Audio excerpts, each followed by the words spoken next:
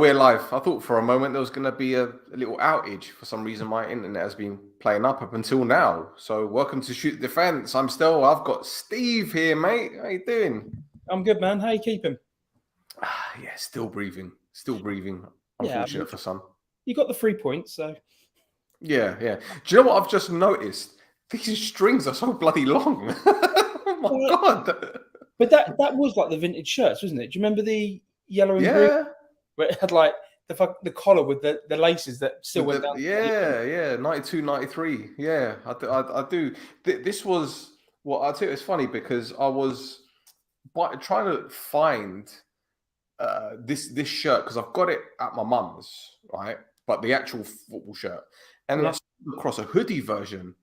I was like, oh my god, I need to bought it, and it was too small. I was like, oh shit, I can't be asked to go through the rigmarole of sending it back. So that was my motivation to lose weight, and it fits. Wait, that's where I'm going wrong. I'm buying XL now, and I'm just like fit into it. Yeah, no, it's all good. It's all good, man. How you doing anyway? Yeah, not too bad. Not too bad. Season started now, so the stress and the rigors of all that fun. Well, look, let's start with your team, the Arsenal. The Arsenal 2-1 victory over Nottingham Forest, mate. It didn't look like an easy game the last 20 minutes, but you were coasting up until the second goal anyway. Yeah, I sound cliche, but it's the sort of same old Arsenal, really. Even under Arteta, we're starting to play good football and dominate games, but we're not quite finishing them off yet. Yeah. And I don't know if that's more chance conversion or just dominating in the midfield. Because I think the last 20 minutes just before they got the goal as well, we're still going gun-ho and leaving our defence quite exposed. And Timber going off and not having Zinchenko ready to come back, I think kind of left us a little bit vulnerable. But why was Gabriel on the bench, by the way? I think it's because Arteta kind of wants to go for this 3-diamond-3 formation or 3-box-3, right? And he's looking for the inverted fullbacks. So he's using Partey almost inverted. He was using Timber inverted as well to begin with, and you were seeing sort of Rice drop off a little bit more to begin with, like in the first half, almost acting as like a libero, just driving out of the defensive areas. And then Tomiyasu came on. I think that kind of went to a back three more. Partey had that sort of free inverted role. I think he's kind of doing a bit of a pep and overthinking the defence. Right. I get he wants to get more attacking players on, and having someone like Kai Havertz now, a different profile of attacker for Arsenal, because he's one of the problems Arsenal had last year is Jesus and Nketiah kind of play similar styles. Yeah. And Havertz is slightly more of a target man, can play off the striker as a number 10. And I think where he's trying to fit him in, as well as Rice, as well as Partey, he's tinkering a bit too much. Yeah. Well, there's a comment here from George. He says, now that Timber is unfortunately injured, that means he surely starts now, which I'm assuming he means Gabriel. So by that, I'm thinking White's going to go at right back like last season? Yeah. I think Zinchenko, when he's fit, he'll go to left back. You'll have Gabriel and Saliba in the middle and Ben White out right. And I think you'll start to see Tomiyasu maybe compete with Gabriel. And the reason I say that is I'm a massive fan of Gabriel and how he plays. He offers a bit more aggression and almost like a defensive blocker than what the others are like. Right. But I think where Arteta wants to play out almost too much, he kind of, where possible, will look to not use Gabriel. Right. It's been a long time coming. Like, as Arsenal were progressing, where Gabriel's been fundamental in our defence, now he's going to be a squad player. Yeah. No, I can see that. And the thing is, as I said, you guys were coasting. You took the lead. Then Saka scored an absolute worldie.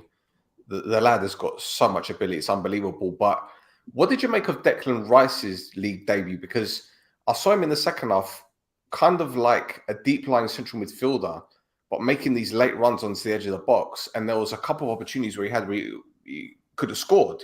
I put him in my dream team. my FPL team, and people calling me crazy, but when you look at his style of play over pre-season and in the Community Shield and on Saturday, he does seem to have a more advanced position at Arsenal.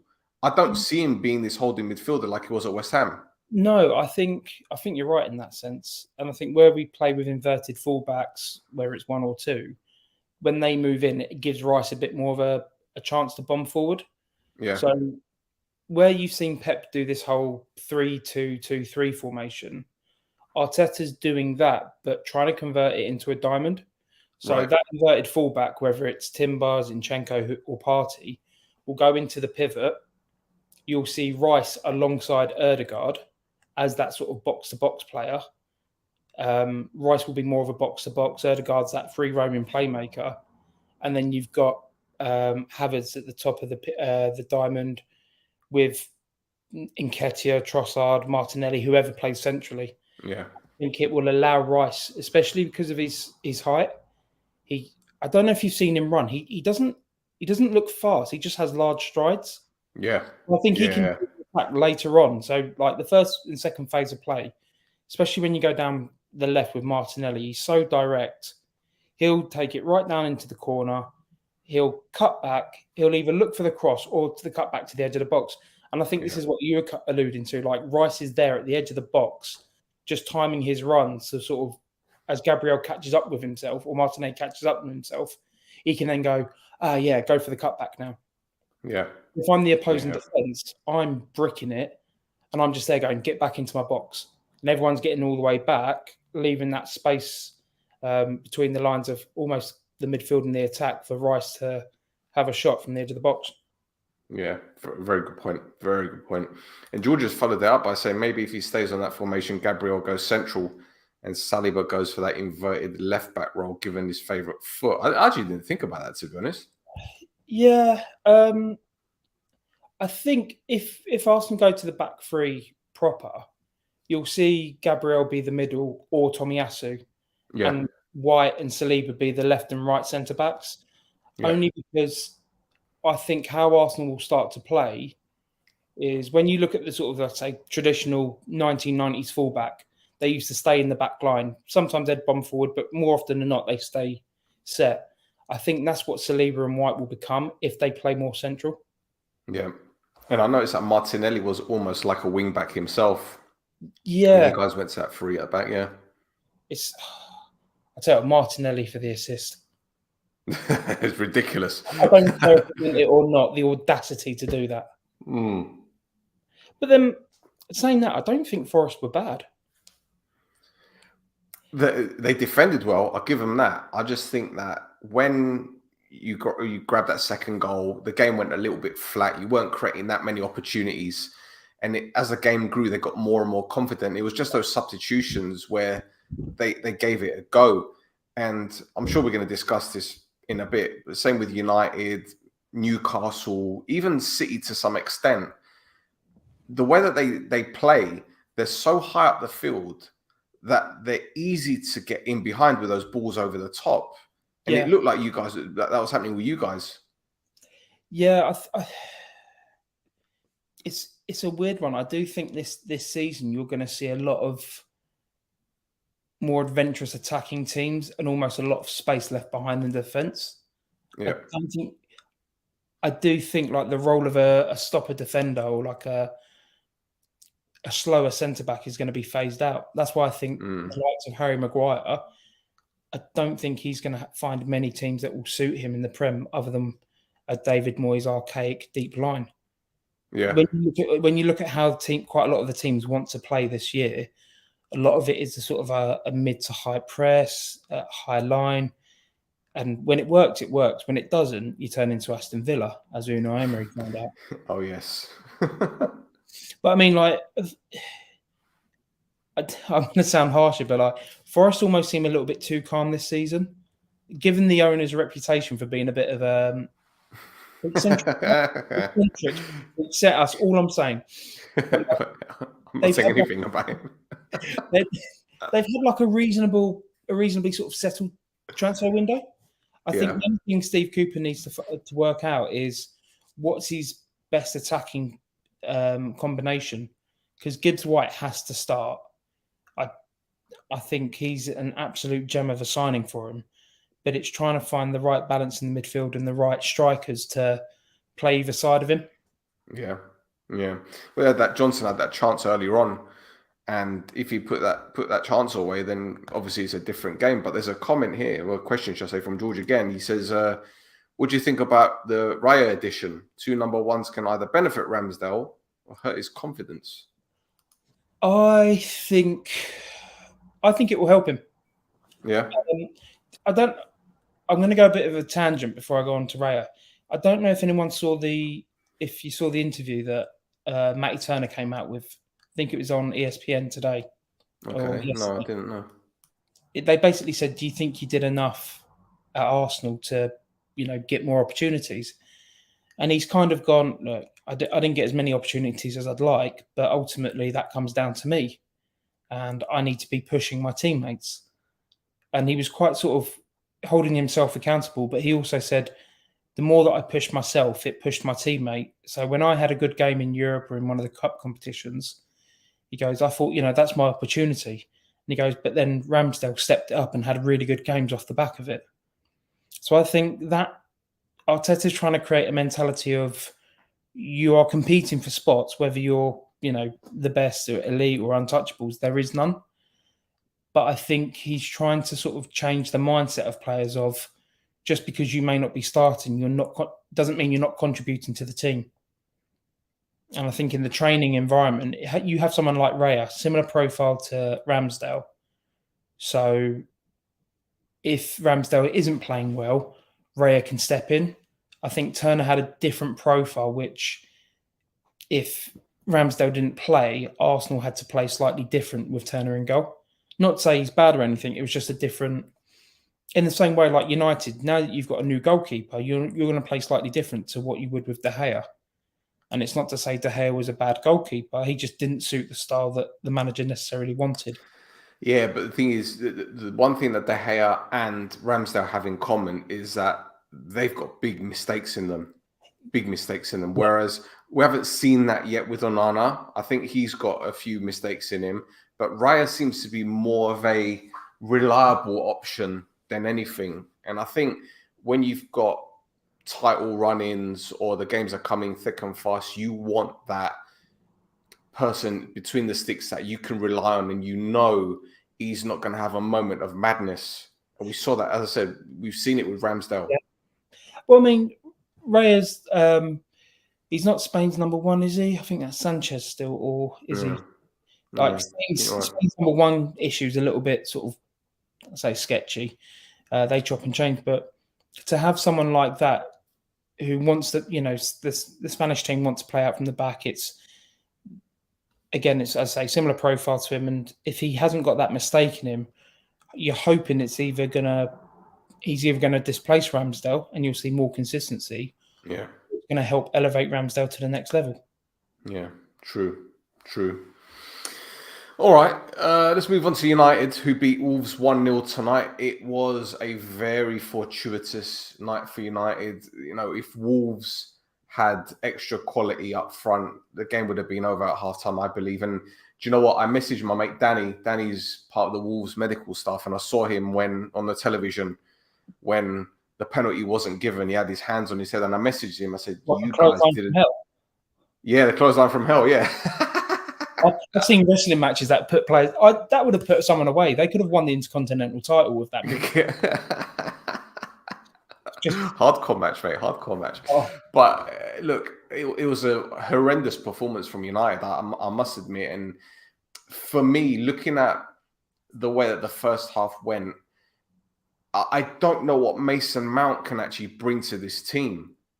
Not in the role that he was at anyway. And all right, he's going to need time, but he looked like the occasion was getting to him, and you wouldn't expect that from a lad that's played at international level, Champions League finals, etc., etc. But then I can also say, well, I've been saying for a long time that Marcus Rashford isn't a centre forward, and yet he played that centre forward position. Garnacho still needs time, but he's another player that appears that if he's up against a defender that has similar pace, he's got nothing in his locker, and maybe it's just the first game and me being skeptical or being just overcritical. But I didn't see anyone in that United shirt tonight that could say they can pat themselves on the back and they said they had a good performance. I can't think of anyone. Even Varane, who got the winner, didn't do enough for me. No, I think United overachieved a little bit last season with the squad that they've had. And it's not to say that it's a bad squad. I just don't think it's a squad that is synced up. No. You look at that midfield three that started: Casemiro, Bruno Fernandes, Mason Mount. They don't seem appearing to gel in any way, shape, or form. No. Casemiro, I wouldn't use in games like this. I don't think you need him. I think you should have been going sort of with a double pivot and then a number 10 and almost allowing that sort of free roamingness. I think Mount got restricted. He didn't know if he was allowed to be box to box or if he... Yeah. And as you said, like the occasion was getting to him, like he'd get the ball and like fair play, he's trying to break lines and go forward. But it looked so panicky and almost like Route 1-ish at times. Yeah. Rashford, as you said, spot on, is not a striker. It's not to say that he can't do the role. I just don't think he's consistent enough to do it at the level that United require. And I think Garnacho, tonight was his chance to impress, and he didn't. He got exposed a hell of a lot. And I think that's the reason why I said this just before we came on, Martinez and Shaw both got booked because they were both overloaded and exposed. Yeah. The chance just before half time, who was playing right wing for Wolves? Oh, Neto, yeah. Neto went in inverted, drew Shaw in, and then the right back just overlapped. Yeah. And then he got the cross away, and then far post, hit it to the far post, obviously hit the back post, and it's gone out for a goal kick. But that's a 2v1 on Shaw there. He got caught out, almost got caught dragging with the man, because if Martinez committed, that's a potential another yellow card. Hence why he got subbed at half time, because he has got that aggression about him. Yeah. And I think from a United perspective, you're leaving your defence exposed to a player who hasn't produced enough yet, and you haven't got the balance in the team. Because Anthony, he's like a modern day Taarabt. Like for FIFA and for like the highlight reels on YouTube, yeah, the skills are great, but I'm not seeing an end product from him. Yeah, it's all style but no substance. He doesn't use his right foot, doesn't believe in it. And today, when you look at that midfield three, as you mentioned, Casemiro was the deep line midfielder, and Wolves did everything down to a T in terms of Lemina was getting forward, pressurizing Casemiro. It's almost as if you stop Casemiro from playing, you stop United from playing, because he's the guy that pings those balls about in the middle of the park. But Casemiro can't move off the ball well enough. That's why. Yeah, that's why players like McTominay and Fred were so useful to United. Then Fred's gone, and McTominay came on, and United looked better. I was more solid anyway. Even Eriksen, when he came on, he's someone who's got. I don't think he's got enough in him to do the season, but I think when he's got those 30-minute cameos, it's like, oh, United can actually step up again now. But if you're relying on someone who's had the misfortune of coming back from a heart attack, and I mean the fact that he's still playing professional football at an elite level, fair play to him. But you can't burden this player with that responsibility, especially with United. And 100%. Yeah, Casemiro, he's going through his villain stage because he's starting to look more and more like Nate from Ted Lasso. Crikey. Well, I'll tell you what, if that Cunha had his shooting boots on, he'd have had a hat trick today, in all fairness. Well, the thing that made me laugh is Wolves effectively played 4-4-2. They went very basic at one point.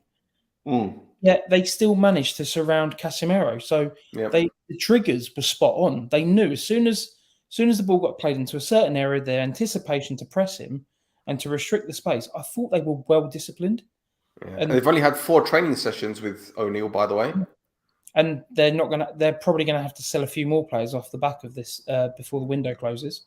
Yeah. I think Gary O'Neill has has gone into a club that is destined for relegation, and that's through no fault of his own or the players. Yeah, agreed. That's what happens when you get into bed with a Portuguese agent. Well, let's not get into that. Let's not get into that. All right, Liverpool, Chelsea, 1 apiece at Stamford Bridge. Liverpool took the lead with Diaz and a new Chelsea signing. You know, their millionth signing, or what it would seem. The lad from Monaco, which is Axel Desai, looks like a pretty decent player, to be honest. Really good player, but where did he come from? Because of all the other signings, you were like, did they sign? Yeah, they signed him. Like everyone had that sort of completely forgot about him. But yeah, sorry, I interrupted you there. No, it's cool. It's cool. No, because I was going to ask you, because Liverpool looked in control when they took lead, and then afterwards, it's almost as if they ran out of ideas. And then as the second half grew, I saw Chelsea playing a lot of diagonal balls into wide areas, which obviously was hurting Liverpool. But at the same time, Liverpool still had a few chances.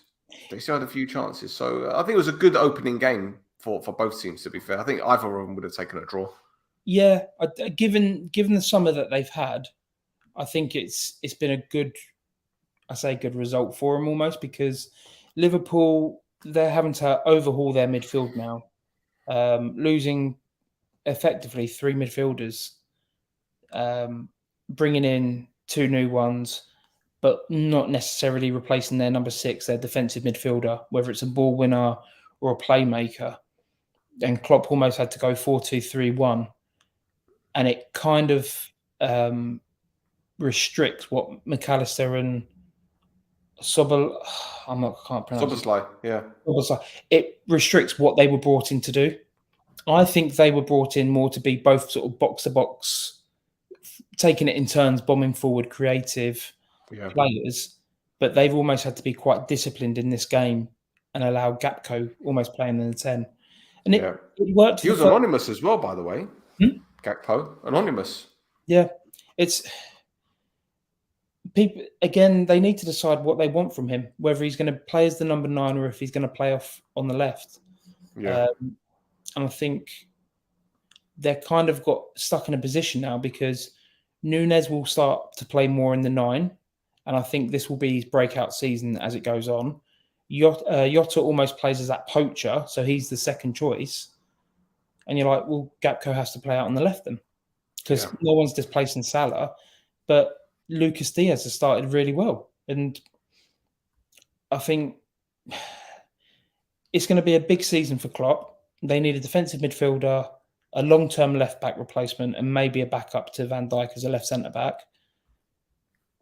But Chelsea, they should have nicked something from Chelsea when you think how disorganised or how much of an overhaul Chelsea have had.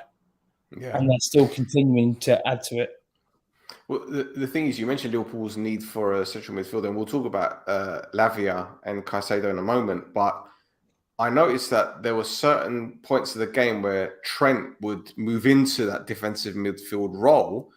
And in fact, he was the one that played the through ball for Salah, where he had the goal disallowed. But there were some occasions where he'd slip in as a defensive midfielder, and you'd see him on the left-hand side as well, protecting Robertson. So I don't know if Klopp was thinking just for that game, well, I'll try him out in that position in case we can't get a central midfielder that can play that holding role. But I fully expected Trent to play that more advanced central midfield role that we saw last season, but that wasn't the case. I think where they haven't got that defensive midfielder, they're having to use Trent as a... I keep using the whole inverted fullback thing, but he's almost having to play as inverted fullback playmaker, but as a defensive playmaker rather than the central midfielder. And I think that kind of alludes to the need for a different type of left back, because Robertson likes to go forward, but I think they're going to have to be a bit more cautious now, and if they don't get the midfielder that they want. And you sort of touched upon it, like Leva and Caicedo, they both might still end up at Chelsea, which will be absolutely ridiculous if that's true. But they They have a very good squad. I think they're missing very key positions that are going to potentially hurt them in the congested spells of the season, especially when you look at Christmas or the sort of the February time just before like European competitions. Now I know they're not necessarily in Europe, but like it's all as where they'd want to be, so to speak. Yeah. Yeah. The thing is with Chelsea, there's a comment here from Michali, and he says, I believe that Chelsea this year is an experimental year with the new young players. But under Pochettino, he will produce a decent year. Now, I saw that Chelsea lined up with 3 at the back, and they had Chilwell and James as the wing backs, as you'd expect. But then James went off, and then they kind of went to a 4-2-3-1. Mudryk came on the right-hand side, not the left-hand side. But for me, there's one player that I think will shine for Chelsea this season, and that's Jackson, the striker. He's got something about him. I know he was isolated, but when Nkunku comes back, they're obviously going to have a second striker. There's still Enzo Fernandez pushing forward. If they do bring in Caicedo and Lavia, they've got that protection. Conor Gallagher is still there. He had a decent game. He wasn't great, but he had a decent game. So I think if Pochettino can figure out his best 11, which I don't even think he knows himself, to be honest. I don't even know. But if he can figure that out, then Chelsea will have a chance of getting Champions League because they're only playing 1 game a week. But there's another one here, mate. 133 million for an overpriced Caicedo. I mean, come on, he's just a mediocre player. I don't think he's mediocre. And I think 100 odd million, however much it is the going rate for players these days. But you're looking at a guy that only played 23, 24 games last season. And before that, he was on loan in Belgium, I think he was. Yeah. So it's big money. So I'll leave that over to you, mate. Well, I'll pose a question to you. Is Rice worth 105? No. I don't think anyone is worth that money unless they bring it in from a commercial perspective. So I think from Arsenal's perspective for Rice, it was we need a player that can play defensive midfield and box to box. And if that's what it costs for us to have that player, we'd rather get him where possible. Because look, Caicedo was our second choice and we weren't going to budge anymore on sort of 70 or 80. And lo and behold, we've paid about 105 for Rice, and Caicedo is going to now go for about 130. So on that sense, Arsenal's done all right there. But then when you look at both Chelsea and Liverpool, do they need a defensive midfielder? Yes. Do they need it long-term to achieve their goals of Champions League? Yes. I mean, United spent how much on Casemiro? About 60? Yeah, about that, yeah. You got Champions League off the back of it. So it was a risk, but it paid off. And for a young player, if they can get Champions League, say the next 2 seasons off the back of it, because he's playing that role that's crucial to it, unfortunately, because of the lack of profile of that type of player, if it helps them achieve their goals, especially for Champions League football,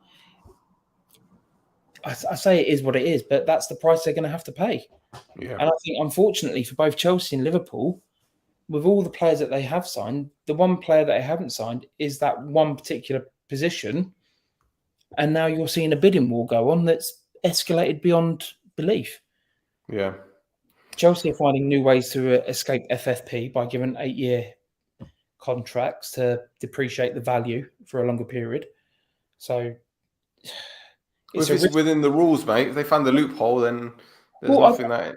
It's a very smart business decision in terms of costings, but it does impede the manager. And this is where they need to back Poch for the long term, because you're going to be, quote unquote, stuck with these players for a considerable amount of time, and their resale value is going to be almost pittance. So they're not going to make a profit on them. So these players that they've given the 8-year contracts, unless they sell them for a massive sell-on fee, Chelsea have to build that team around them.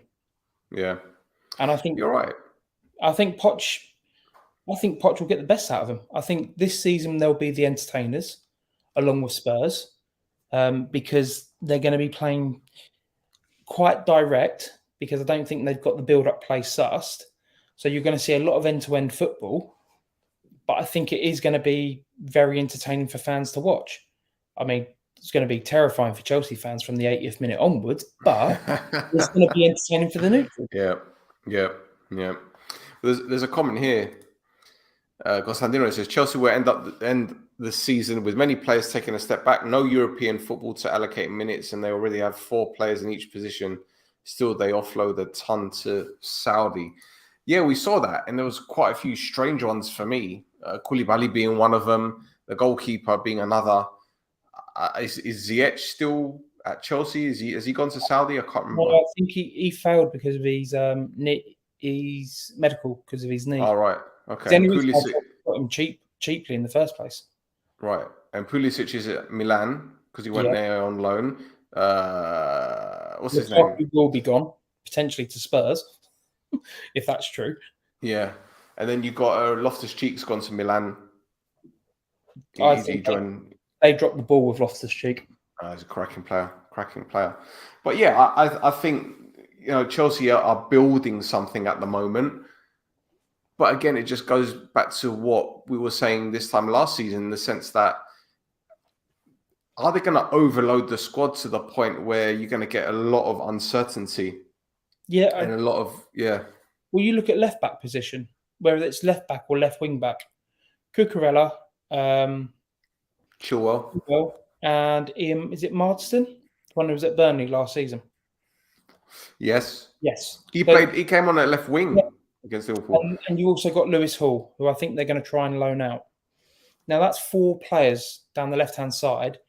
So much so they're having to use Mudryk on the right now to counterbalance it because they've got too many.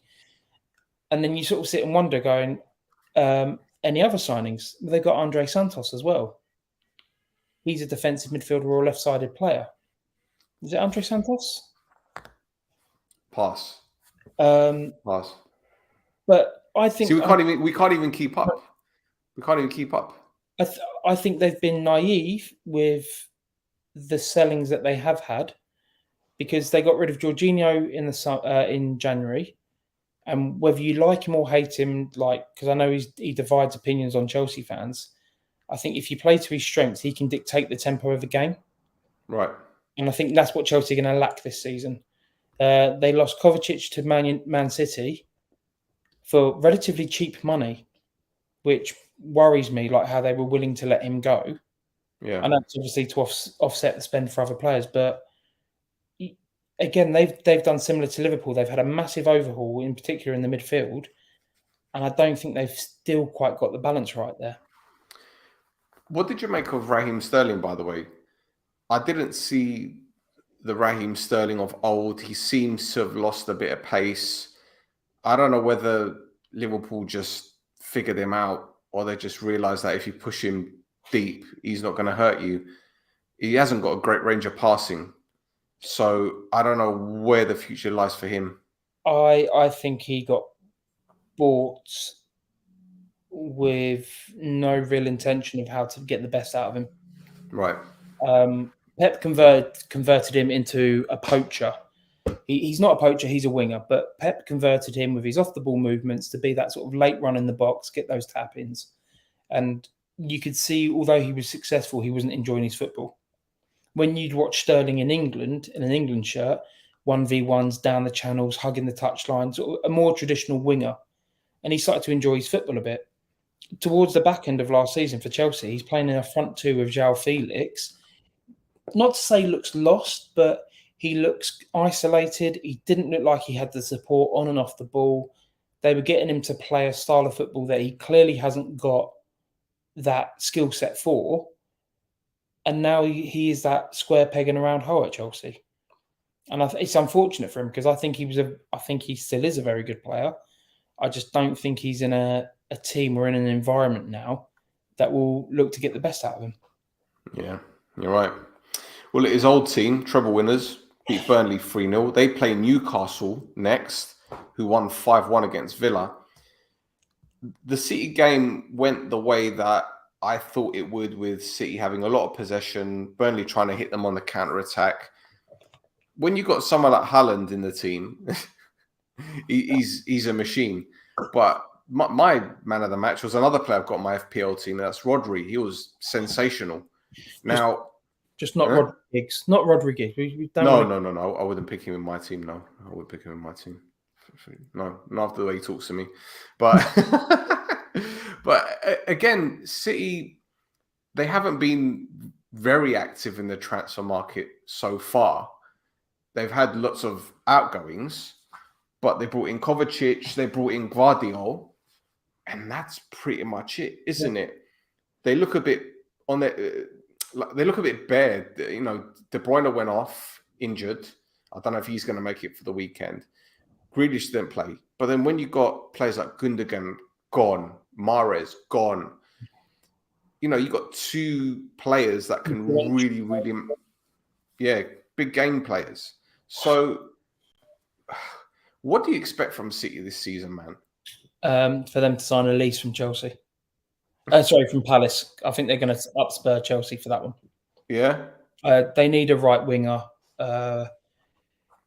Foden can play that role as like the inverted. I think he done quite well in that position on Saturday. But they need that sort of depth in those areas.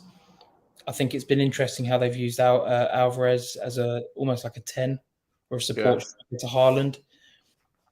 How they've used Rodri, there were points on Saturday, and I keep using the word libero, but that's what he was. He was almost playing as an auxiliary centre-back.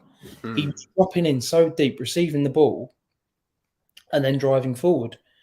I don't think he'll be able to do that all season, but against Burnley, if they give him that space, someone as complete as him, he's crucial to City's success. And I think, if I'm honest, that if you're going up against Man City, man-mark Rodri, put a physical beast or a physical specimen on Haaland, and then you've only got to worry about 8 other outfield players that can score against you. Yeah. Therein lies the problem. Because Cole Palmer. In all fairness, though, yeah, exactly. Cole Palmer, he looks like he can do a job.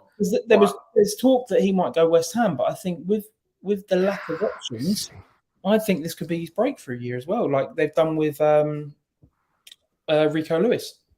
Yeah. Well, look, defensively, they're stacked. Midfield, they're stacked. But up front, they're a little light. And if he's going to continue playing Alvarez, where's the depth, as you said? So I think Palmer will feature a lot this season. I do think City need to offload some of their defenders. I think Laporte's got to go. I really rate him, but I think he's not going to get the minutes he wants. So he's and look, someone of his caliber, he should be playing regularly. If he can't do it at City, he'll find someone across Europe. They've technically still got Cancelo. Yeah, I think he's going to go to Barcelona, isn't he? That's I know they're trying to work on that deal. But yeah, it's hard for City. It's so long as they don't get any more injuries and they just maybe buy another right winger, whether it's an immediate impact player or even a rotation one. I could see that at least going there, and I think Pep would convert him almost to be like his new Sterling. You know, a traditional winger, likes to go down the touchline. He'll start to convert him and get more goals to his games. Yeah, I can see it happening. I agree. And what about Newcastle, mate? Absolutely obliterated Aston Villa. I'm going to say... I'm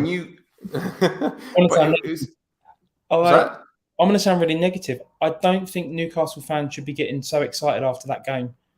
I don't think it was a case of Newcastle were very good. Please don't get me wrong. But I think elements of that was Villa were so bad defensively and tactically naive. Yeah. With 3-1 down, you're playing a high line with Diogo Carlos, who's come back from an Achilles rupture, so he's not going to be fast. Pau Torres, who has spent 3 years playing in a low block Villarreal team. The amount of through balls that they were getting. Sorry, I'm going to go into a rant here. Villa's defensive line, not fast enough to play a high line. And with Mings going off, you should have gone right mid-block, mid or low block, which ironically is what Unai Emery is used to. The midfield, unless you start McGinn and Douglas Luiz, you are leaving yourself exposed to third-man runs. And that is exactly what happened. It's one of the reasons why Tielemans didn't go to a Big Four team in the end, because if you watch him off the ball, you watch his tracking, he completely non-existent. Yeah, he gets caught ball watching. Yeah. A lot of Newcastle's runs were from midfielders running from deep, breaking the lines, and the midfielder aren't tracking. Unfortunately for Unai Emery, he's done very well with some of the signings, but he's relying on players who aren't going to fit this high line and get the success that he wants. They need to go 4-2-3-1, mid-block, almost counter-attacking, and be the draw merchants that Emery is, because he's a draw merchant. He's very good defensively, how he sets up, but you don't go to St. James's Park, a team that is, I say thriving, they're riding the success of getting Champions League. The momentum's there, and you go play a high line. It's suicidal. Yeah, but mate, do you know what? I don't know if you saw the pre-season friendly between the two, ended 3-3, right? And Villa were doing exactly the same thing, and two of Newcastle's goals were practically the same sort of thing. But what I found interesting about Newcastle's system, which we didn't see last season, is very similar to Arsenal's in the sense that you'd have Trippier as effectively your right back, but he was like a winger. So Dan Burn would slip into centre back area with Schär and Botman, and it will give Trippier license to get forward. But Anthony Gordon was like Martinelli at Arsenal at the weekend, like a left wing back. Yeah. And then when obviously Villa were playing that higher line and Harvey Barnes came on, they caused all sorts of problems. But, Isak has been a fantastic signing, I believe. And he's keeping Callum Wilson on the bench. But Wilson came on, got his goal. Do you think they still need an additional striker? Or is there attacking midfielders like your Almirons, like your even Tonali? I know he's a holding midfielder, but Joe Linton. Do you think these players are going to be chipping in with goals? Because I can't see Newcastle, bringing in another centre forward the way that things are right now, because they've got goals all over the park. Yeah, I think the benefit for Newcastle, and fair play to Eddie Howe, because I know both you and I have been critical in the past with him, but he's shown a change in his approach to the game, how the build-up play is done. And with Isak, you've got a very tall striker, but acts like a pressing or an advanced forward. He plays off the last defender. Callum Wilson can be that target man, as well as a poacher. I think he's more suited to the target man. And that allows the midfielders to run on, as we saw, to run on beyond him and get around the back of defences. I think Newcastle will need another striker for next season, because I think Real Madrid, if they're not going to go for Mbappe or Haaland next year, Isak might be a bit of a left field choice for a number 9. And that's what I think they need to be mindful of, because bigger clubs will be looking at him now. Of course. And he's done it in La Liga anyway, so it's not as if he'd be new to the league. I mean, what you said about Kieran Trippier almost playing as a wing back, and then you'd had Anthony Gordon drop off. Anthony Gordon, I think, has started the season very strong. And I don't just mean the one game, I mean pre-season. You're starting to see the player that he should have been at Everton. I think he wasn't that at Everton for different reasons. I don't actually think it's down to him. I think Trippier has had a bit of a rejuvenation, especially now that they've signed Livramento. Livramento, yeah, good signing. Very good signing. So I think they're starting to build a good squad there. It's whether it's got that depth for Champions League football, because the intensity, it's not even the intensity, it's going to be less training time. You think your Wednesday match, you fly back, your recovery day, you're only doing tactics and light work. It's, can you keep that squad rotated, happy, and still sustaining the levels that you'd expect from them? And I think this is going to be a new challenge for Eddie Howe. It's not to say he's out of his depth. I think it's a new challenge because he's never had the European football element, and it's how we can navigate that. I don't know why we're saying Eddie Howe. He's not the manager, is he? Tyndall. Newcastle. Yeah, it's Tyndall, isn't it? Oh. You look at it. Jason Tyndall's the front man, and Eddie Howe's just in the background, like, yeah, well done, man, well done. And Tyndall's like right in the camera. I just think Jason Tyndall is like the backup dancer that wants to be Beyonce. Who's just like, come on. He's the over enthusiastic backup dancer that is like giving it the proper. But yeah, I think it will be an interesting challenge for him. And the one thing that they're going to have to be mindful of is how they approach now that they're in their sort of their phase two. Arsenal were sort of a mid-table team fighting relegation under Ashley. They've now brought in and invested wisely. The players that they bought almost during their phase one was very good. They've brought in players that can slowly sort of now, they've gone from important players to now slowly being integrated down to squad players. It's whether they can now take that next step. And I think for how he manages the European football. And I think there is that element of ruthlessness of, even if he does well, if another manager of a higher caliber becomes available, do they stick or twist? Because you've seen it happen before. Yeah. And if, the rumours were true at PSG, if Luis Enrique was going to go, I still think he will before Christmas. You reckon? I almost think Newcastle will be sort of sitting there going, well, do we get him in? And I know it sounds really harsh, but I do think that's but if you're ambitious, that you can lose sight sometimes of building a long-term plan, and you may go for that reputational boost, especially if you want to get high-profile targets. I think it will be an interesting season for Newcastle in terms of that. And I think for Eddie Howe's development as a manager, he'll be at a crossroads whether he's given that support to continue his trajectory, or will he be a sort of sacrificial lamb for Newcastle to achieve their goal and become a powerhouse in the Premier League. No, I see your point. Well, look, let's move on. Let's move on to Spurs very quickly, because I think we've done very well for time to burn. There's still a couple more things I'd like to discuss, but Spurs against Brentford, they drew 2-2. Postecoglou's first game. In fact, the game was delayed by a few minutes because sanitary problems, apparently sanitation problems, that there wasn't any water in the stadium, which is bizarre because that stadium's only like 2 or 3 years old. But I think from what I heard, there was a miscommunication. I think the Brentford staff got that wrong, because everyone was asking what do they think of Tottenham, and everyone shouted shit. Toilet problems. Oh my God. You fell for that.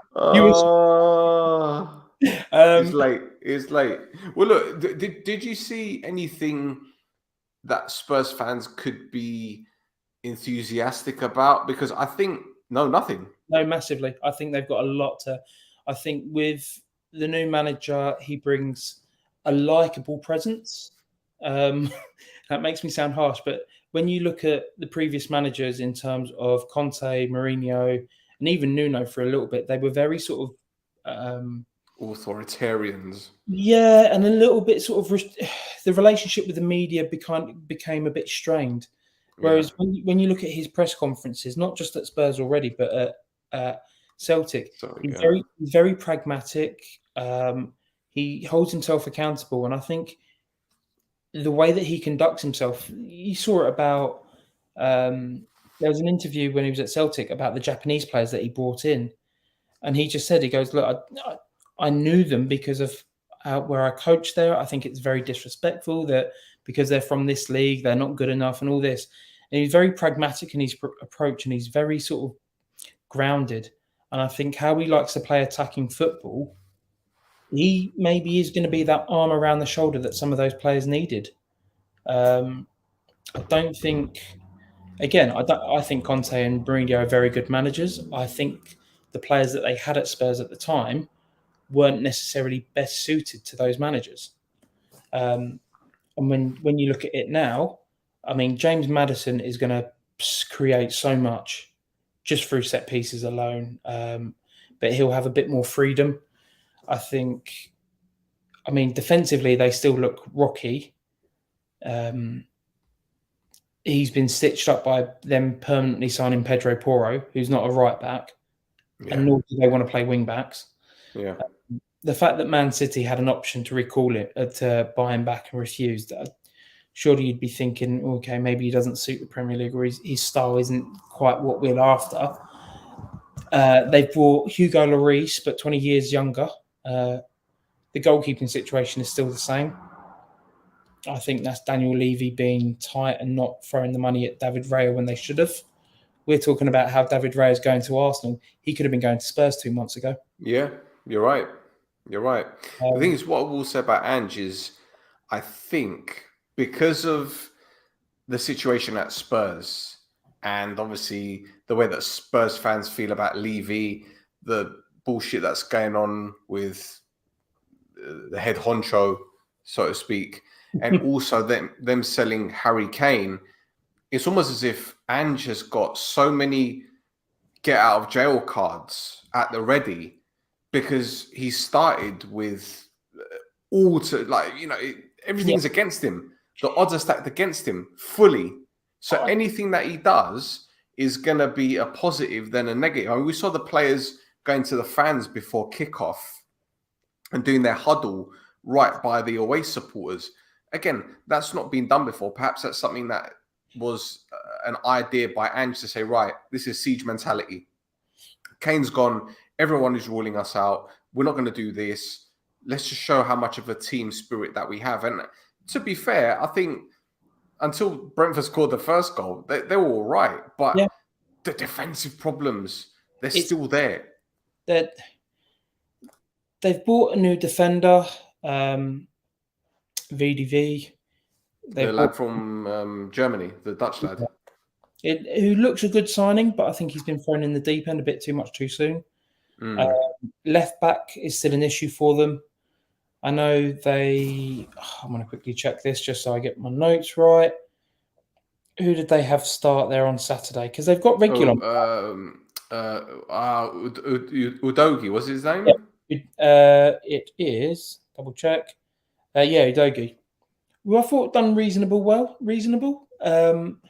Again, first season, almost his debut, in fact, for Spurs.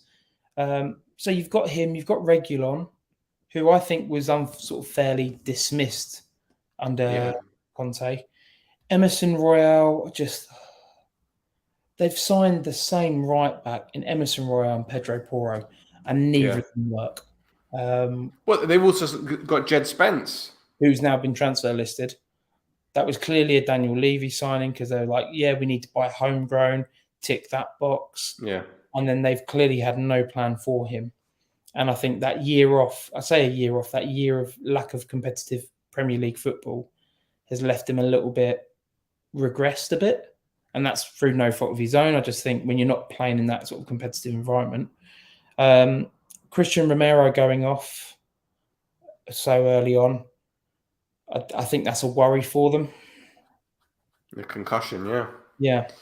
I mean, you say it's a concussion. I think he probably had a head loss because he didn't understand what Spurs were doing when they were playing out from the back.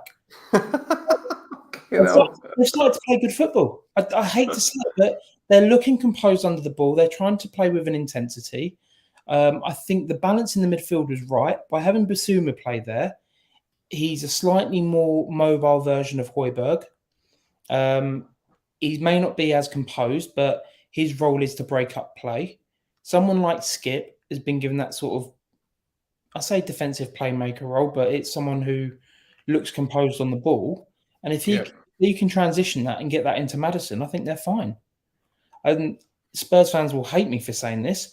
I think they long prepared for Harry Kane leaving last season. I think Richarlison was Kane's replacement and Kane didn't go. Because why would you buy Richarlison to be a backup number 9 for 50 million? Yeah. Son on the left and Kulusevski on the right, with Richarlison playing through the middle. I think you'll start to see more goals from Richarlison, or you'll start to see, I don't want to say that R9, but you'll start to see that type of Richarlison that you see. Oh, God. No, God. And I think even their summer signings, you look, they've got Manuel Solomon, who I thought was very good for Fulham. So I think they've given themselves that sort of depth in the front line because he can play through the middle, he can play out in the channels. Perisic is still there. I don't know how they convinced him to stay, but hopefully they play him in a more advanced position as opposed to wing back or full back. And I mean, on the bench they had Brandon Anderson. I know he's a goalkeeper, but they even brought on Sarr. I think, begrudgingly, if they can keep Ange for this first season, Spurs are going to be entertainers like Chelsea, because they're just finding their way into the new system and a bit of a change of culture. But I think they are starting to build for the long term. Yeah. The issue they have is the senior management and the board and how they treat the club and treat the players. Well, this is it. And obviously there are a lot of Spurs fans that don't want Levy. They're saying ENIC out, etc., etc. But there's one player that we haven't mentioned. And this player, I've been, from the moment I saw him play in France, and people were saying, oh, he's the next this, he's the next that. I already have my reservations, and that's Ndombele. And he joined them in 2019. Club record fee. Yep. He's played under Pochettino. He's played under the Portuguese coach. What was his name? Nuno. Sorry? Nuno, yeah. Nuno Espirito Santo. Mourinho, Conte. And even Ange doesn't want him. Even Ange, who, everyone starts with a clean slate, he's trying to get rid of him as well. So what does that tell you about the play? Because people were blaming Mourinho, and they were saying that, Mourinho had the cheek to knock on his door during COVID and go for a jog to get his fitness up. Mourinho was a bad person. Well, I think that's the player's personality instead of their skill set. And I think it's the environment that they're in. I think the disciplinarian didn't work. So when you look under the three managers of Conte, Mourinho, and Nuno, that wouldn't have worked under him. I think Pochettino, he came in under a time at Spurs where they were investing money inconsistently. I don't think he was needed at the time when Spurs signed him. I think there were other priorities that Spurs should have been focusing their money in. Yeah. And he's kind of been a loose part. And I will actually argue maybe Ange does want him. And I think maybe Ange is the sort of manager that could get the best out of him. But I think he may be instructed to offload him. Yeah, that's a point. And I think that's the downside, because a player like Ndombele, you don't become a bad attitude player. It can just be a clash of personality. And I don't think he responds well to the disciplinarians. We are just hazarding a guess here. I don't think he responds well to disciplinarians. I think he is that type of player that maybe wants to feel loved and maybe feel important, because at Lyon he was that, and my God, he ran the show. But I don't think he quite suits this Spurs team, or will be allowed to suit this Spurs team, because there will be mismanagement from higher up saying, get rid of him. Yeah. Well, speaking of get rid of him, because we've got a couple more subjects to touch on. Harry Kane, Bayern Munich, made his debut the other day. They lost in the cup final 3-0, or should I say the Super Cup final. But see, there's one thing that surprised me. Cast your mind back to when Gareth Bale left Spurs and he joined Real Madrid for a club record fee. Do you remember the hoo-ha? And it went on for 3 or 4 days, the Gareth Bale story. In fact, they're probably still talking about it now. Yeah. But Harry Kane left, and there was a bit of noise about it. But you're looking at the England captain leaving Spurs, going to Bayern Munich, and it's almost as if it didn't happen. Yeah, we had the whole, will he, won't he? Because obviously there was a disagreement when the lad was waiting for his plane to take off and he weren't allowed to get on, etc., etc. Daniel Levy trying to be in control of the situation. Yeah, you could tell. It's a little bit of you wanted to leave a couple years ago. You're leaving on my terms, kind of thing. But it's almost as if it didn't happen. No one's. It's weird. I don't know. I think Spurs fans have been preparing for it for some time. It's almost an inevitability. If I sound like I'm just dumping on their Oh, that's actually a very good point.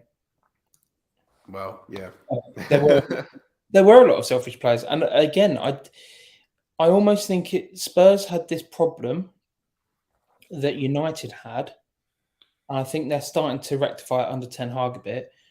They were buying players for the sake of buying players. A lot of what you're seeing in football now, it's not just the player's skill set; it's the player's personality traits. Yeah. And it's not to say who's a good egg, who's a bad egg. It's do they fit the system or the environment of the club? So someone like Ancelotti is more of a man manager. He's more, can I get the best out of the players? Whereas someone like Mikel Arteta or a Pep are very system based. And I think Spurs have gone, right, we're going to sign this player. You do what you need to from them. And I don't think those players necessarily suited the environment they're going into. Alluded to that within Ndombele. I don't think he responds well to authoritarians. And as a result, you saw him hinder.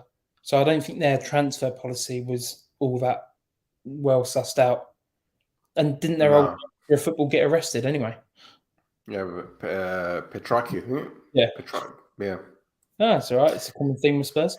But going back to Harry Kane, I think because of the way the club's been mismanaged, because when Spurs were getting Champions League, when they lost to Liverpool under Poch in the final, that was right.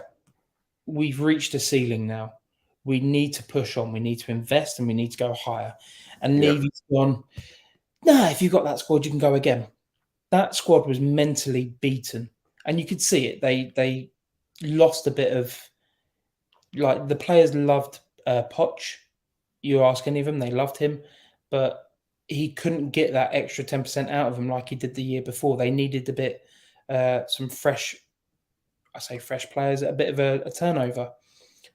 Daniel Levy didn't allow it, or he didn't allow the manager to invest how he wanted to. And I think it's got to the stage now where Spurs fans have become so disillusioned with Daniel Levy, it's almost like they don't blame Kane for leaving. Well, mate, if you look at Arsenal, say 2019, how many players that were there in 2019 are still at Arsenal now? Very few, like Rob Holding. And one of the reasons Rob Holding's there is because you hear the stories about him behind the scenes of what he's like as a teammate. Right. So this is what leads me on to my next bit, because if you look at Spurs at the end of last season, not this season now, the end of last season, Hugo Lloris, all of these players were in the 2019 squad that reached the Champions League final. Yeah. Lloris, Davinson Sanchez, Eric Dyer, who else? Ben Davis. That's 4 already, right? And that's the defensive era. Yeah. Skip, all right, he didn't play, but he was part of the squad. You had Son, Kane, Moura, because he obviously left in the summer. Yeah. So that's 7, 8 players that are in the squad from 4 years ago. Now, I've got a mate that's a big Chelsea fan, and at the beginning of last season, he was saying to me, Stel, we need a big clear out because it's gone stale. And if you look at Chelsea Champions League final 2-3 years ago, there aren't that many players left from that team lineup. I mean, you look at how, I'm going to use Ferguson and Wenger because they both said this about their squads. It was every few years you'd replace 1 or 2 players. You'd never do a massive overhaul. You do a small little change, a progressive change. So after 4 years, you see a new spine of the team. You see a new makeup of the team. And you're slowly replacing players without upsetting too many. Each player has a life cycle where they become integral, then they come back up, and then they get moved on. Whereas Spurs has kind of gone, right, 8 players, we need you. Yep. And after that long, can you expect their performances to still be of that trajectory? No chance. No chance, because they get comfortable. Yeah. And that's not any of their faults, okay? This is human nature here. If you're in a job for 4 years and you know what you're good at, you're like, right, I can do that. Are you going to go above and beyond? Well, there's no progression for us. Management don't want to go Champions League. They don't want us to push them for titles. Why am I going to bend over backwards for it? And that's not to say that, footballers, that's the wrong attitude. It's human nature. How do you stay motivated if the company that you work for, the football club that you play at, show no ambition? It's hard, and I can imagine it's hard for Spurs fans. Christ, I'm being sympathetic. An Arsenal fan being compassionate to Spurs. It feels horrible, man. They got into the Champions League and they still didn't win anything. And that's not to say, oh, Spurs without a trophy, all that banter. It's, can we not challenge for the FA Cup, even the League Cup? There's a reason why Pep used to go for it in his first few seasons more than anything else, because he's like, I want to win this so that people have that winning mindset to go on for the rest of the season. United got top 4, and I think that's no small part down to winning the League Cup. It was an element of we can win things, we can achieve stuff. Yeah, we can kick on. Yeah, and United needed that, and I think Spurs need it. Spurs they last won the League Cup, but they didn't really. They kind of kicked on because they became a top 4 team and displaced Arsenal for a few years, but there's nothing to show for it now. Yeah.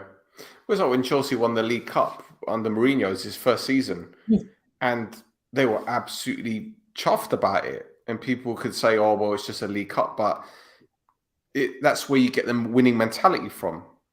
That's how you breed winners. Yeah, and it's just simple. And then you look how many players then went on to win so many trophies, not just under Mourinho, but at Chelsea in general. And I think with Spurs, they need a trophy. They need a trophy. It's been too long for them. They need someone that's way too long as well. Arsenal, I know everyone rinsed us for celebrating the Community Shield. It's a trophy. I don't care if it's glorified friendly. We've won something. The signings that we've brought in this year, Kai Havertz, he's won stuff, albeit at Chelsea. When we signed Jorginho in January, again, he's won stuff at Chelsea. Rice has just come off the back of the Europa Conference. Timber's won a title, hasn't he? Yeah, a few titles. We've signed players that are used to winning. So for that, it's kind of adding to the culture of, right, we've got the taste for a trophy, let's keep going. Yeah. And if it's the Premier League, if it's the FA Cup, so be it. It worries me that Arsenal were doing bad in the FA Cup after winning it, but you can see there's intent there. Whereas when you look at Spurs, it's kind of, for Ange, I'm hoping he gets given the clean slate of, right, what are our targets? What can we aim for? And then he can develop the culture that Spurs need. And they need a few winners in there. For sure. Well, look, how well do you think Harry Kane's going to do in the Bundesliga then? I don't think he'll get the numbers that he got in the Prem. I think he'll do well. I think you'll start to see a side of Harry Kane that was similar to under Mourinho, where he'll create a lot more. I think his goals may drop off slightly, but his assists will continue to rise. Yeah, I think the way that Bayern will utilise him now, especially with their young attacking players that aren't quite strikers, you'll start to see him link up a lot more. I still think he'll get 15, 20 goals easily. He's not quite the Lewandowski that Bayern. No, you're right. Well, look, mate, one more thing before we wrap it up. Neymar looks like he's going to Al Hilal in Saudi Arabia. They're talking about an £86 million deal where he's going to earn up to 129 million quid a year. Now, look, this is probably going to get a few dislikes and a few comments, but I think Neymar is probably one of, if not the most overrated player in this generation, I believe anyway. I've never actually sat down and thought, right, this guy is going to light up the occasion. It's almost as if he was happy to ride on the coattails of Messi and Suarez, and he hasn't done anything at Paris Saint-Germain. For the Brazilian national team, you could argue he's been unlucky with injuries at the World Cup, but I think that's more of a psychological thing than anything. All right, the injury in the World Cup in Brazil where he did his back, all right, I'll give him a blight for that. Yeah, because he had a good World Cup then. But I know what you mean in terms of for someone of his ability, he had a blend of the Ronaldinho flair, but a bit more directness about him. He was a bit more of a not quite a centre forward, but he was more that sort of direct final third player. Whereas Ronaldinho was that traditional number 10 that got shifted out to the left and got told to have fun. I think Neymar made the wrong choice of going to PSG because people forget that season where it was him, Suarez, and Messi. They absolutely dominated La Liga. Yeah. It's not to say that there was a period where he was almost third choice because I think for a brief moment, Suarez was more efficient than Messi. And Messi was almost playing second fiddle to Suarez. I think Suarez, the way that Barca got the best out of him for one season in particular, I think Neymar kind of got pushed down the pecking order a little bit. Yeah. But the thing is, Neymar seems to be that kind of player where he has to be the king. Yeah. He was never going to dethrone Messi. And then he went to PSG, and that was round about the time when Mbappe was it Mbappe smashing it in Monaco? And did he come after or before Neymar? I can't remember. I can't remember. After or before? Yeah, I think he came after because it was like the Neymar Zlatan show. It's again, I feel for Neymar in the sense of I don't think he's been at the right club to give him that sort of centre stage profile that he's always craved. I think his best football was at Barca. I think by going to PSG, it was a vanity project.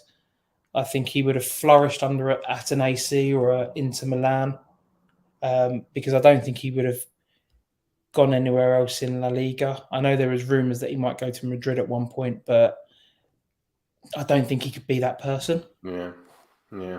Well, actually, he joined Mbappe at the same time. Oh, he did? Yeah, but Mbappe was on loan for one season, and then he made it permanent in 2018. Neymar joined at the same time. So again... Oh, no, they signed him. They signed Neymar, like, first, and then they had to do Mbappe on loan because they would have smashed... Yeah, that's right. But even that transfer in itself, you're Neymar, you're like, yes, I'm finally centre of attention. I'm going to be the poster child of this club. Oh, you've just brought in the next French prodigy. Yeah. Right. Well, this is it. And the thing is, the way that the move from Barcelona to PSG happened as well, it was ugly. It wasn't an amicable ending to the relationship. It was like, I'm going whether you like it or not. And that pissed off a lot of people because obviously Paris Saint-Germain at the time, they were building and there was more of a negative connotation towards PSG than what there is now. But it's Neymar leaving Barcelona for a club with not as much history as Barcelona. So clearly it was money oriented. And I get it. But would Neymar be the first one to say, I've had a stellar career at PSG? I don't think he would. I mean, you look at Zlatan, for example. Zlatan went to PSG, became their all-time top goal scorer, and went, actually, do you know what? I'm still not finished. Yeah. And then he's carried on. I know he's retired now, which is devastating, but how he was able to go to United, play in America, and then after the PSG years, people thought it was like a retirement tour, but it wasn't. He just kept pushing himself. And then he won Serie A with Milan. Well, don't forget, he did his ACL at United at the age of, 36? And he came back and he still won the league in Italy. I think he has that winner's mentality. I think Neymar doesn't necessarily have I don't want to say he doesn't have the winner's mentality. I don't think he had the same mindset as someone like Zlatan did. And that's very hard to say, but I think even Messi has that sort of mindset of Zlatan. Messi's gone to Inter Miami, but I guarantee you he's out there to win. He's out there to raise his profile. He's going to win a few things, and then he'll probably go back to Argentina and retire at his first club. Yeah. And he was Old Boys. Yeah. I think that's one, yeah.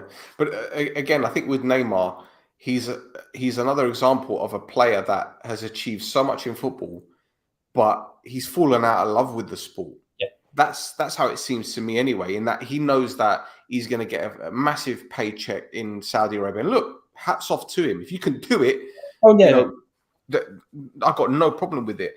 But the way I've seen people on social media, again, it's probably the wrong way to gauge, the opinion or fact of a talent. But I hear people talking about him being generational and being one of the best. I don't see it. I've never seen it. Maybe when he was at Santos, he had a lot of. I remember when we first started doing this podcast 11 years ago. My friend John was waxing lyrical about him, and he saw these goals that he scored in the Brazilian league, and he was ripping defenders apart. And then, he came to Europe, and he was the man, but he wasn't the man. He never was. He never has been. I think he did get elements of his enjoyment kicked out of him because he was a flamboyant, showboating player. And then some of the players would just be malicious and go, I'm just going for your ankle. You've seen some of the injuries he's attained from it. And it's a difficult one of how do you sustain that style of play without getting the living crap kicked out of your ankles. Yeah. But that being said, I'm going to use a really weird analogy here, but hear me out. Messi and Ronaldo, they're your top two. Yeah. They are your WWE champions. And it's where I sound weird with the analogy. They're your poster child of football. They're the best of the best. Yeah. Neymar had that ability to compete for the WWE championship, but he's not. He was an Intercontinental title or a US title. He was always that second tier alongside your Robbins, I'd argue your Ribéry's, your Lewandowski's, Suarez. But he's not there now. He's lower. And that's the thing. Maybe what's happened to him? Where has that gone? Because he was almost at one stage too good for the secondary tier, but not quite good enough for that elite. And then is it almost like an Icarus thing? He flew too close to the sun in terms of was going to be the poster child at PSG, and then he got another sort of kick to his ego when Mbappe came in. And if you're him, you just go, what's the point now? Yeah. I firmly believe that the Barcelona breakup was the thing that eventually. Yeah. Well, it was the beginning of the end. And I know people are going to say, well, he went on to win like 5 French league titles, but no disrespect to Ligue 1 because it's a very, very good league. But when you're PSG and you've got that money and you're constantly changing managers, but yet you're still winning titles, it says it all. I mean, for crying out loud, he's won 1 Champions League, and that was in 2015, 8 years ago. And when it came to the last final that he was in 2020, anonymous. Yeah. And that was during COVID when there was no one in the stadium. So you can't say that, it was the moment. It was. Yeah. Do you know what I mean? What do you think the Saudi League is going to turn into? Because I think how they've invested with the players, there's a few that are just sort of winding down in their careers, but they've got quite a few players that have hit reaching their peak. Because in China they didn't quite get that. But in China, because the president changed the rules in China within 3 years. he changed the rules and he was like, no, there's not enough Chinese. The difference is, and this is the other thing, the misconception about the Saudi League. Not every Saudi team has got that spending power. Only 4 or 5 do. Yeah. And I've got friends that coach out their second division teams and they don't have that kind of money. So it's only 4 or 5 teams. So at this current moment, they're bringing in these big names and it's great. And I think it's purely for Saudi vision for 2030, where they're having that big exhibition and they're going to bring in that new city that they're building. It's all linked. They've got the golf, they've got the wrestling, the F1, etc., etc. It's all linked. Unless FIFA or UEFA they have a gun put to their heads and they're told, right, you guys need to have the Saudis involved in a major competition. And by that, not put them in like the Champions League. No, but what I'm saying is, I think the World Club Cup is becoming grow a bit more. And Wenger alluded to it a few years ago when he first took on his role at FIFA. He said football is a global sport, but we don't do enough to globalize it. Yeah. How that Club World Cup works will be interesting to see. because the travel and the logistics for it, will that become an extra tournament? Will you see that every, in between the Euros and the World Cup? It's happening every year anyway. Yeah, but it's on a smaller scale compared to. Yeah, I agree. I think it will grow and become an end of season summer tournament. But it's whether the players, it's going to be a tricky one for clubs, because how much do you really want to invest in that? You want your players to have their time off. They're not going to get that. No, but again, it just boils down to money. And this is my thinking, and I've felt this for a long time. You know how you see a lot of Premier League teams playing in the United States over the summer for their pre-season matches, right? Yeah. Right now, a lot of these matches have been shown on Peacock, which is NBC, right?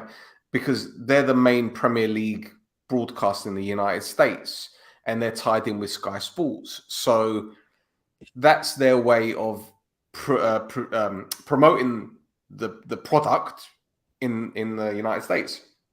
But we've also seen Premier League teams play each other in the Far East. We've seen it in South Africa. I don't know if you remember, in the early 90s, Arsenal played Man United. We used to do the tour out there because it was a big money one. Exactly. We even did one in China, and David Seaman had a knee injury and forced him out to start the season because we're playing on substandard pitches, but the money was able to help invest. Again, kind of what you say, the money was there to be exploited, but to be used. So I firmly believe that a lot of these pre-season tours, while they are ways to make money, whether it be selling merchandise, promotional stuff, the whole PR bullshit that you see, I think it is also a dry run for what the future could be for football. Don't forget the Italian Super Cup has been played in about 8 different countries. I mean, the Spanish Super Cup is being played in the Middle East these days, if I'm not mistaken. Yeah. So I think it's Community Shield. You've heard the story about why it got changed to the Community Shield instead of the Charity Shield. Because hardly any money was going to charity. Yeah. So why don't they just rename that to like the English Super Cup, whatever, and then you can get whatever money you want, because the FA is going to just haul themselves out to the biggest bidder. It's going to happen. Yeah. It's going to happen. I'm telling you. But I think it's a dry run for what a bigger thing that's going to happen in the future. Now, also, another thing I'm going to throw in, because let's do this before we wrap it up, because it's done almost an hour and a half, bloody hell. But because of what happened during the pandemic, and we saw lots of football games being shown on TV more and more, whether it be with Amazon and obviously for the benefit of the viewers in various countries, we've got like 3 or 4 platforms, your BT, Amazon, Sky, and all of them show various games. So you're not going to see the same game on the same platform. So where you're going. So it's mix and match basically. But if you notice, they had a point where they were doing pay-per-view. Do you remember the first couple of weeks of the pandemic, they had pay-per-view? And I think eventually they're going to break away from the Premier League. They're going to create their own Super League, and all the clubs are going to be able to sell their games online because they're going to make more money out of it. Because right now, they're making billions of pounds through the Premier League TV rights. But when they sell them individually, they're going to make more money out of it. And look, Arsenal might have, 200 million fans worldwide. Well, let's just say 50% of them buy these online season tickets. Well, if you're charging them 10 quid and 100 million people buy them, you do the maths. As soon as you said this, I've had to pull up one of my tweets back from May. I said, rough pricing here. If the Premier League set up their own streaming service and charge £250 a year, and that works out about £21 a month. Yep. They'd need 9.6 million subscribers to break even. And for context, Sky have 22 or just over 22 million. They could do that for a cheaper. The infrastructure cost will be more, but if the Premier League owned their own rights and had people subscribe to it rather than selling them off, they'd make so much more. And I think that's going to become the next thing. Exactly what you've said there. It's going to become the next sort of quote unquote evolution of the game. And if you think about it, right, you talk about Man United, Arsenal, for example, right? Man United, this whole thing about the whole Glazers out and United fans should boycott. It's not going to happen because even if the United fans do boycott, you're going to get the day trippers or people being able to get a ticket to general sale. But if you look at the friendly between Arsenal and Man United, 86,000 people in America. Yeah. And this is just in one city. Imagine if they do New York or unfortunately, Texas. Where football fans think they have a voice, they don't. It's only in extreme circumstances they do. And I hate saying it, but other than the Super League, where fans really did kick up a fuss about it, clubs will go and do what they feel is best for the club, irrespective of fan voices. And the stuff that they do for the diehard fans is a nice media spin. I hate saying it. I sound negative, but it's true. You have, as you said there, the Glazers out. Oh, we want the Glazers out. Well, you not going, the day trippers are going. They're still getting their money. The value of the club is still going up. If you want to be nitpicking, United have spent nearly the same in the transfer market as Man City. The downside to it is that Man United haven't invested wisely because there's no football strategy there. Yeah. And that's an easy fix. Darren Fletcher. I was going to United when the Glazers obviously took over, and I was at a lot of the protests, okay? And I gave up my season ticket in 2010 because I was just fed up with the way the club was being run from top to bottom. And we're talking internally as well, from the manager to everything. So I'd had enough. And I've still got mates that, God bless them, they go to and from London or other parts of the UK and they go to United games and they still want the Glazers gone. But the fact is, the Glazers ain't going to leave because fans are telling them to leave. Yeah. Okay? The amount of money that and it's for every club, every elite club, right? FSG, Kroenke, whatever. The club is making a massive turnover. They're making a massive profit, okay? So irrespective of whether fans don't turn up, I'm pretty sure that Man United and Arsenal and Liverpool and to some extent Newcastle can play all their games, all their league games abroad, and they won't even have to worry about losing money because they won't even need a stadium. Man United could do a world tour, play every Premier League team in every state in the United States, and they'll still sell out. The only way the Glazers will...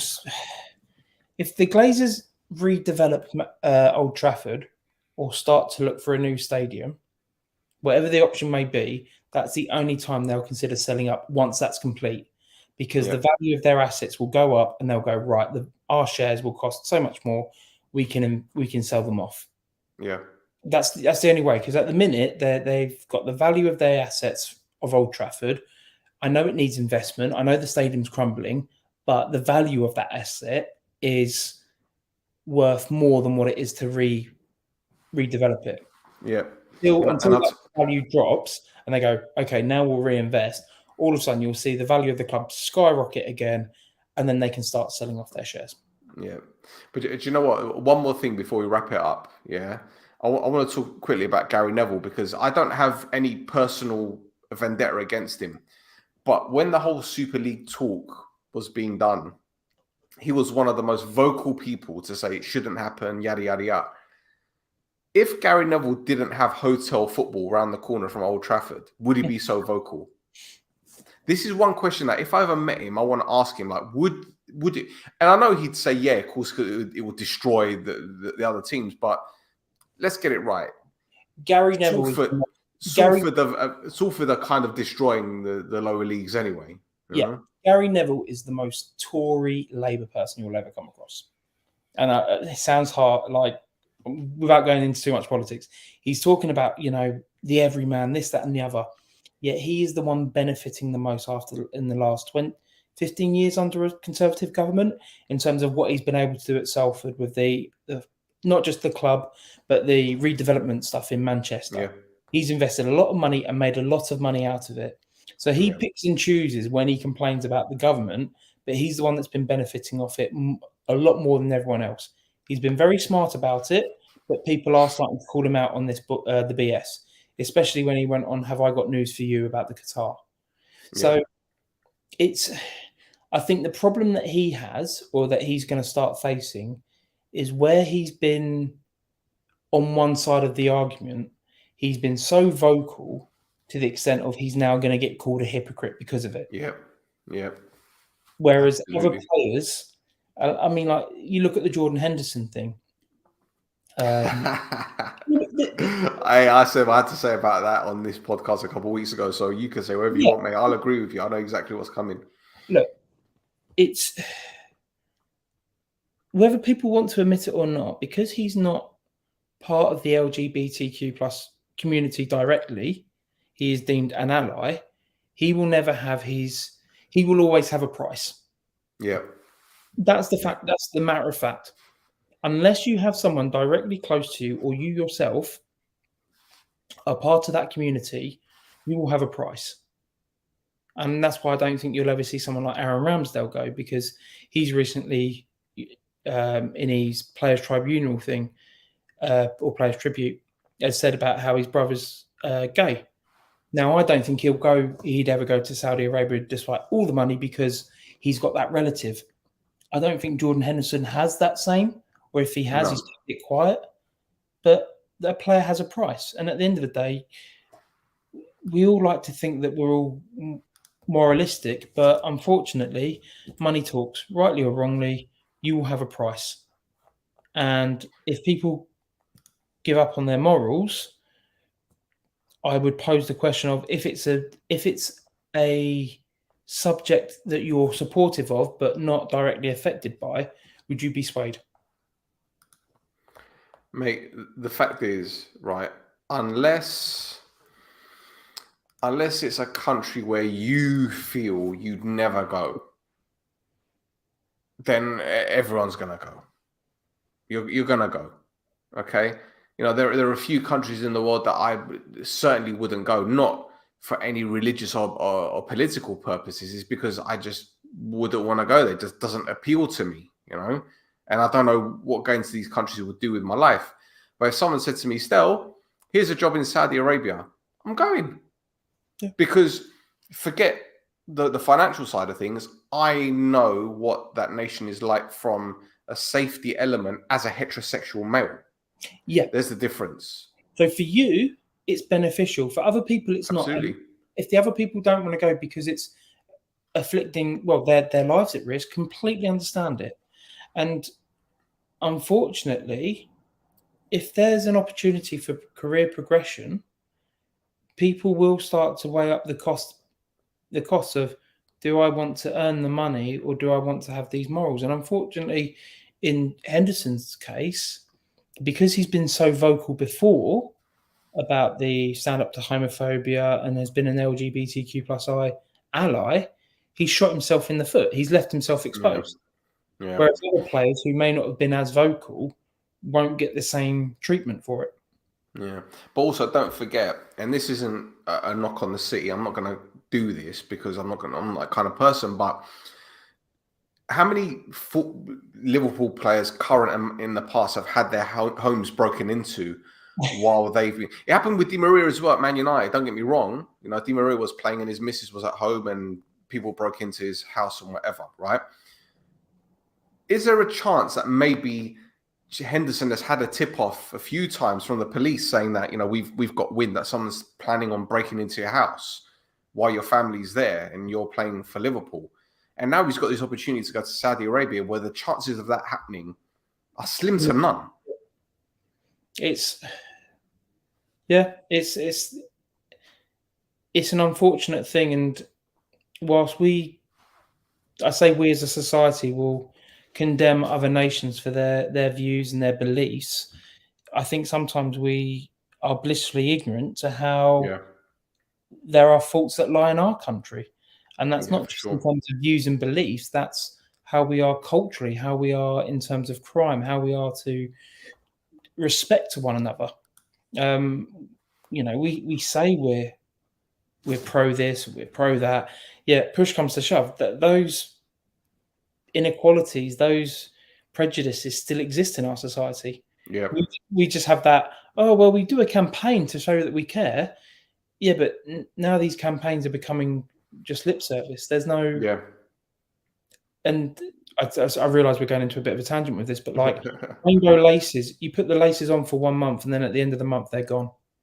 Yeah. I don't see a Premier League player wearing them all year round, and it's not to say they should, but when it starts becoming that like a centre point, people get frustrated, and it does actually drive more criticism.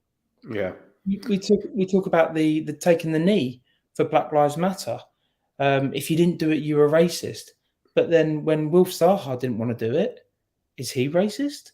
No, he came out and said it's an empty gesture. He felt there's not enough being done. So we can stand behind these gestures and say we're doing great things for society, but until we actually back them up, they're just mere. And it's bold to say, I think for some companies, I think it's just commercialism. Well, mate, look, at the end of the day, right, these companies will do things for the bottom line. That's all that matters, okay? And I'm just going to say this, right? This is the last thing I'm going to say before we finish this, right? Because you and I, we spoke about this on numerous occasions, and, Anheuser-Busch, when they had the Dylan Mulvaney campaign, and it wiped off $25 billion off their market value. And now they're doing a 180, and their advertising campaign is for ex-army veterans. They're going to pump money into, and the thing is, again, if they didn't take such a hit financially, they wouldn't have done that 180. They'd have carried on doing it because they'd have felt that ad campaign was financially viable for them. It wasn't because they wanted to do anything for that community. It wasn't. What they wanted to do was take their money. Yeah, it's financially cost them, and they've gone, well, actually, we do support you guys, but we're not going to promote it now because it's affected our profits. So, if anything, you're worse. You're worse for it because you're showing yourselves to be shills to go, we want to be seen for this because it will help our profits. It hasn't helped our profits. See you later. And that's going to be the same. It's going to be the same for future campaigns in the UK. And I know we're sort of going into more society and political stuff, but what happens with sport is a victim of sports washing. And I don't just mean from Saudi, I mean from every campaign there is, whether it's got the best intentions or not, it gets used to politicize a view.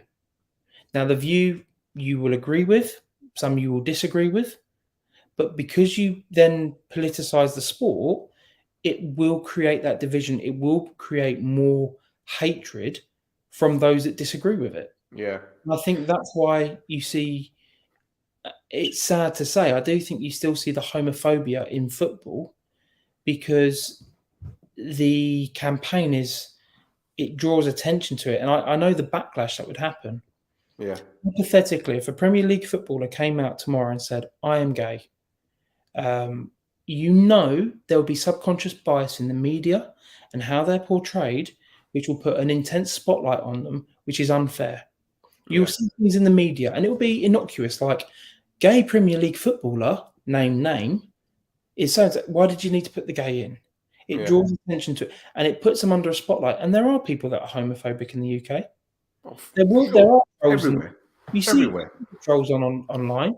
It will put a spotlight on that person and put such an untold amount of stress on them. No human ever deserves it. I completely understand why no active footballers want to come out, because some companies will try to use them as a pariah, but either way, they will be shone a spotlight on and be so intensely criticized by those who disagree with their views. It will make their life horrible. Don't get me wrong, there will be loads of people that will support them. Of course there will be. But unfortunately, the negative voices will be very loud and very critical, and it puts a stress on that person. Until we as a society become so accepting. If I turn around and I'm gay and you went, yeah, that's fine, what do you want for dinner? Like that's how it should be. And I think, dare I say it, when you look at the women's game, I think they're a bit more developed in that sense because the sexuality takes a backseat. There are more lesbians and bisexual players in the Women's League, and they've been very open about their sexuality. but they don't make it about them. They go, yeah. It's part of their identity. It doesn't consume their identity. And unfortunately, I feel that in the men's game, I don't think it will be the player. I don't think it would be the club. I think it would be companies that would look to commercialize it, that would make it that player's identity solely, as opposed to it is a composition of who that person is. Yeah, for sure. We've gone very philosophical towards the end there. Of course. Listen, there are other things that you and I can discuss, and that's not even going into, the whole Man City ownership and various things that have been going. Look, I'm just going to say it, right? I saw an interview with Andy Burnham, who's the MP for Manchester, and someone obviously questioned him about the Abu Dhabi takeover of Man City. And, he said, look, I don't agree with what's happening in that part of the world, but in Manchester, they've done so much for the community. That's what I'm focused on. So again, it goes back to bottom line. That's what it boils down to, They have community, so he's happy. Well, yeah, I mean, look, what he's effectively saying, and he's like, well, this is not word for word, but I'm saying what he's effectively saying is, well, they haven't come here and brought all of their ideologies and thrown it in our faces, but all they're doing is throwing their money at us, and that's okay. And that's effectively what it is. They're not. He's not going to turn around and say, "Well, you guys are from a nation that is homophobic, and we don't want you." What he's saying is, "Well, I'll take your money and regenerate my area to improve unemployment and all that kind of stuff." So again, it's like you said, it's sports washing, and it happens everywhere. It isn't just Newcastle women's team's gone full time, and they're step 3. Right. There are step 2 teams that are part time still.